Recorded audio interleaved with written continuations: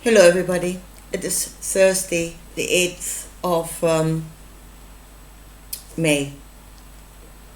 Okay, I want to talk again about the gods of the Bible because somehow I'm not getting through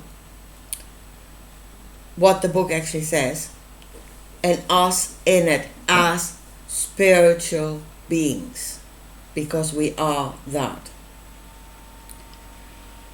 I'm not getting through because I'm still getting comments like Abraham was deceived. Yeah, he thought that Yahweh was the only true creator God. And Yahweh is Baal. No, Yahweh is not Baal. Baal is a different God. Yeah? So let's first of all get out of the idea of the one true creator God. It does not exist. That is monotheism, and monotheism was from the beginning an artificially created construct. Teach it to the people, make it their reality, make it their perception. It is not real. Monotheism is not real. It's a lie.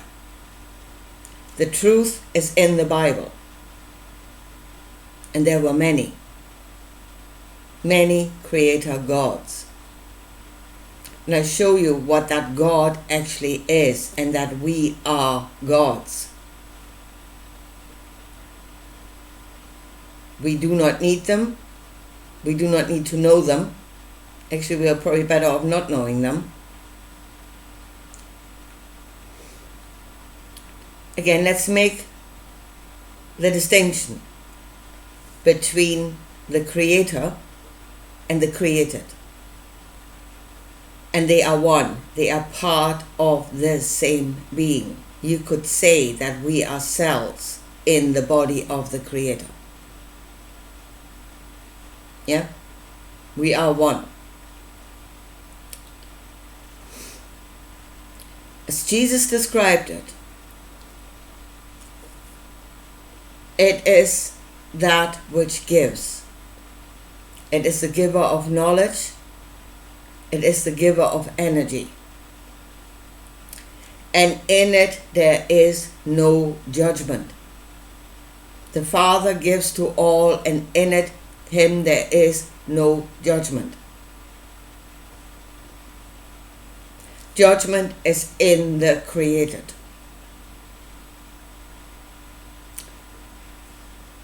It is the created that is driving things forward.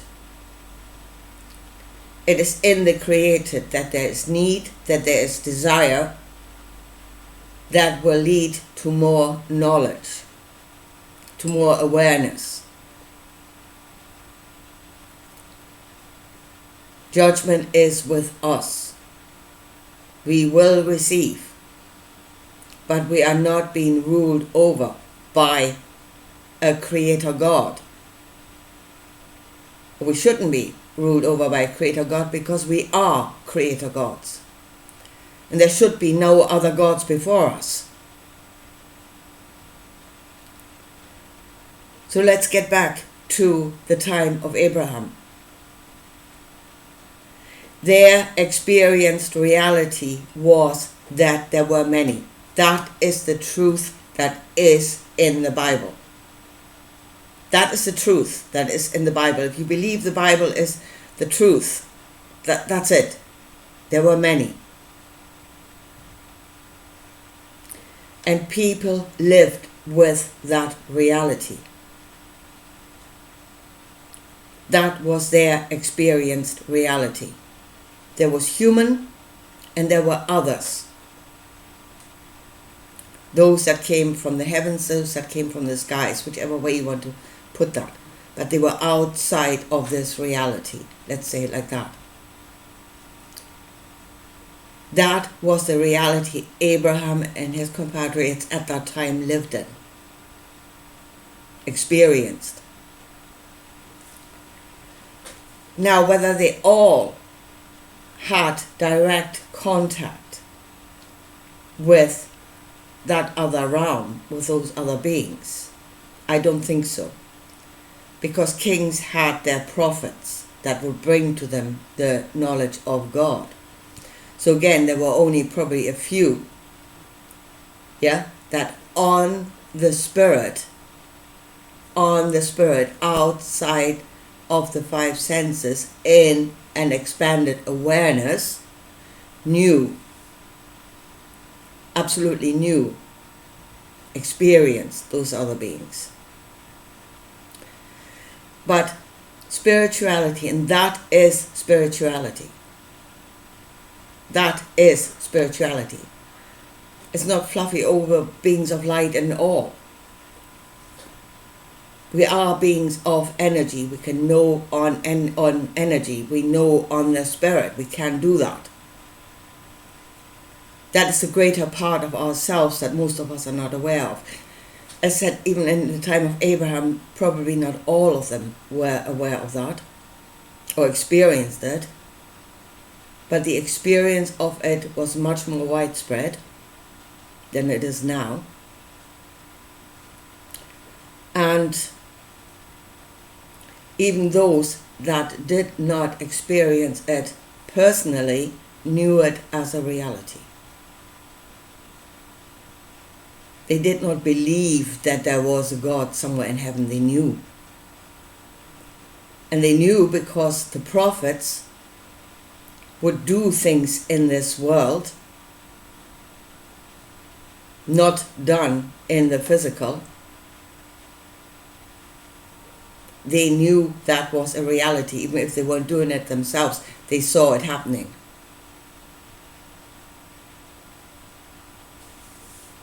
That is the reality they were in. They were not monotheists.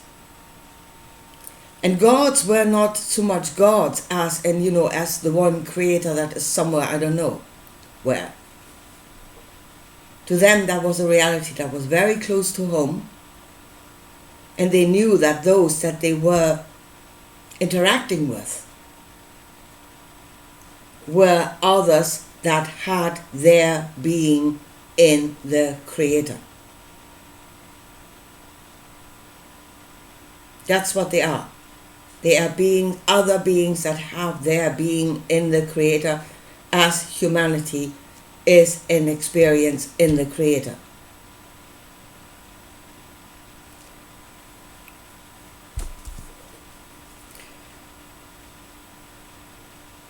That is the reality. That is nothing like what the Bible says, is nothing like what religion is telling you. That is not what the book says.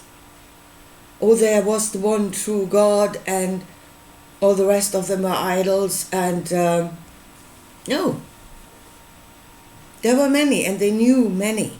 And they made choices. Humans made choices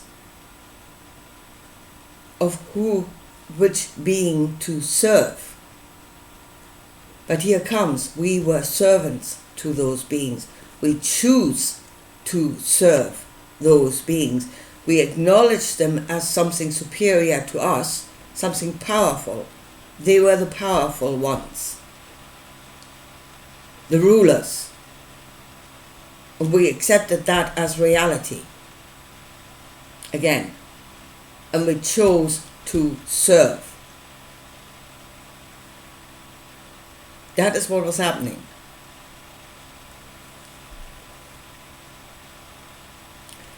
And more than often, yes, we would deny our own truth in order to serve one of those beings. Abraham most certainly did.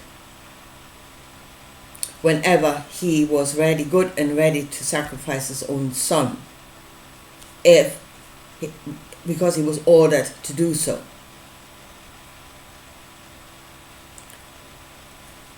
That is against what should be against the very instinct of a human being, to kill your own child.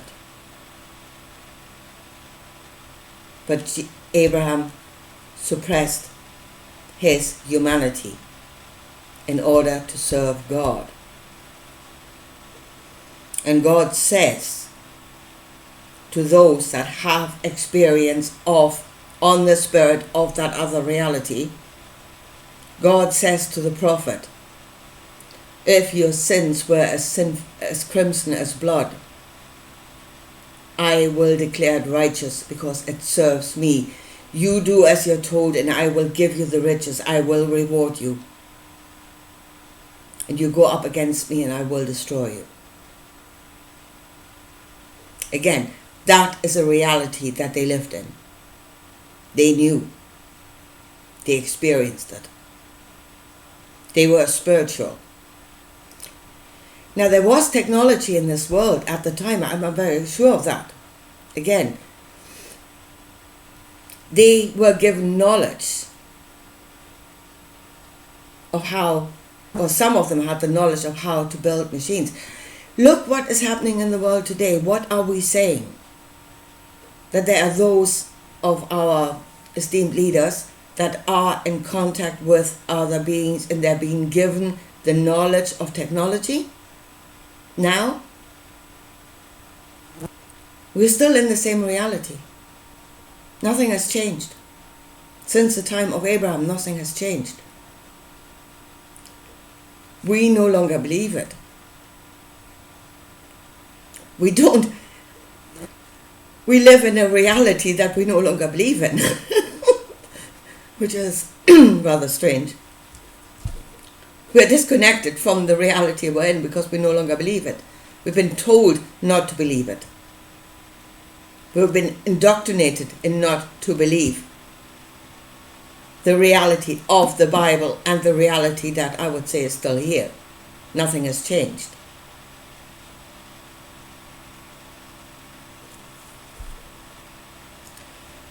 But okay, let's say we are spiritual beings. Again, it means we exist beyond the physical. We can know beyond the physical. We have an energy body. We can know energy, light. We've got a light body. We can do things with that light body. Yeah, spirituality. That is healing, energy healing. That is telepathy, telekinesis, far viewing, channeling. That is spirituality. And that is a reality. And that is in reality who we are. That the prophets that knew those other beings on the spirit, they were spiritualists. They were not religious. They were spiritualists. They knew how to work their spirit.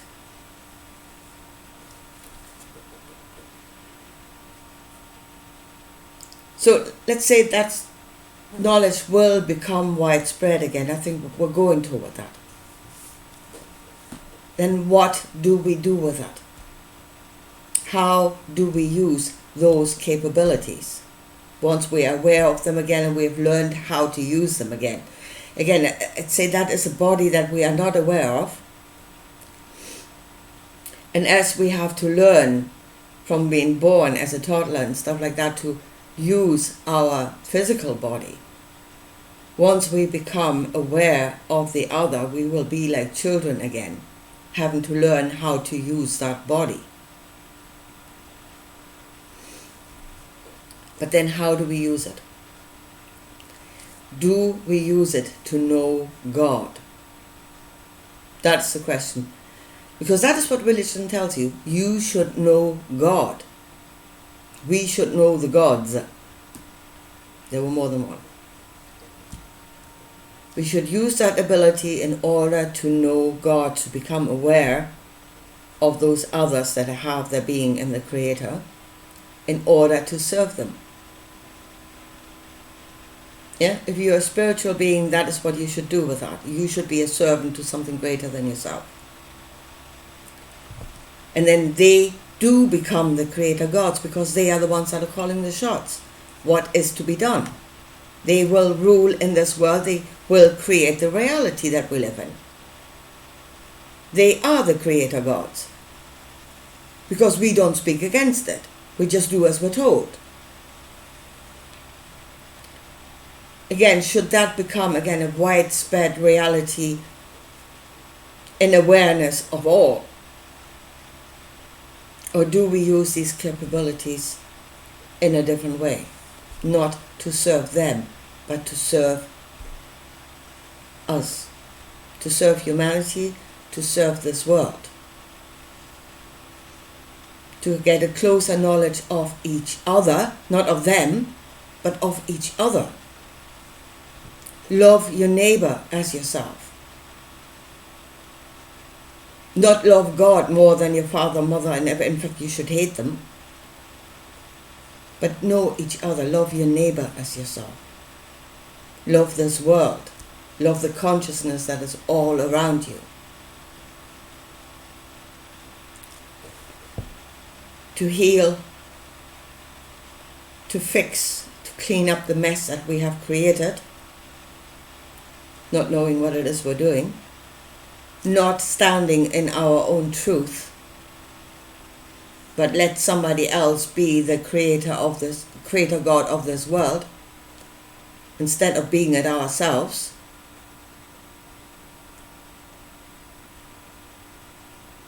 If we go into that expanded knowledge and we use it the way we've always used it, in service to the gods, we are destructive now because they are destructive. They are the ones that are the destructive ones. We are just the ones that are doing as we're told. We will become destructive on speed until we stand in our own truth and do according to a human being.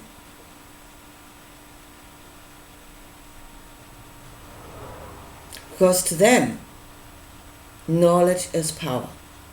To the Elohim, knowledge is power. Knowledge has been given to rule over, to make you powerful, to make you a ruler. I just had a comment. And it's funny how that happens. Because there's something I think about and I wasn't saying it, and then the next thing I will have a comment pertaining exactly to that. So I was thinking about Yahweh. And somebody said, well, he was a weather god, and then he became a war god, and he's not the one true creator god. No, but he was one of the creator gods. He definitely created realities. He influenced people, and he created realities. Yeah, and for those that the Hebrews went up against, the reality created by Yahweh was not good. It was their destruction. Again, the Hebrews were rewarded. They got the lands. They got the houses they didn't build. They get the vineyards they didn't plant. God rewarded them for their service. Okay, now let's say God, Yahweh was a weather god, had knowledge of weather. That was his knowledge. And he was a god of war. Look at what it says in the book. Now, I've just read again Bellino, and he's translating that word as terror. Yahweh says, I will send my terror out before you, and you follow behind. What was that which went before them? It was described as a pillar of smoke during the day and a pillar of fire or light during the night. A tornado, a fire tornado that went before them. Knowledge of weather, localized, very localized, but knowledge of creating of weather, creating a tornado that would go before them to create terror amongst the enemies before the armies even came in. Weather god, yes, knowledge of weather. Weaponized, used to create an advantage, knowledge that would give you an advantage, that would give you power, so you would have dominion over others. And all the Elohim were the same. They had their specific knowledge, but they used it in that way. And look at the world today. There's knowledge of medicine that should have been given to heal in order to serve. And just very recently, I think it has been completely weaponized. In order to destroy, in order to have dominion, and that is the way of the Elohim. They're still here. You're still in the same reality. Their will is still being done. Their way is still the creative way in this world. They are still the creator gods. Because we acquiesce and do their will. When do we get off our knees and stand in our own truth and create what we truly desire? A world of peace, a world of healing, and a world of where we love our neighbors ourselves. You are waiting for something to come and do it for you. The true Creator God will come and do it for you. No, you want to know that God, you want to know that reality, you have to be it. You have to be that God. You have to be your truth. And know that you are a spiritual being. You can do more than the physical. And then use that for all of us to use that according to the truth of a human being. We are the gods of this world. We should be the creator gods in this world. We are not because we acquiesce to others and do their will.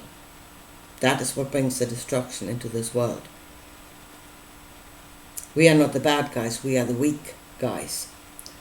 But they are the bad guys. You have it upside down, good and bad. Evil is coming from the heavens. And the only reason why it can spread in this world is because we are weak. We're not evil, but we're weak. And we need to become strong. Become the ones we are waiting for. Anyway, folks, here, I leave it at that for today. And I talk to you again soon. Bye.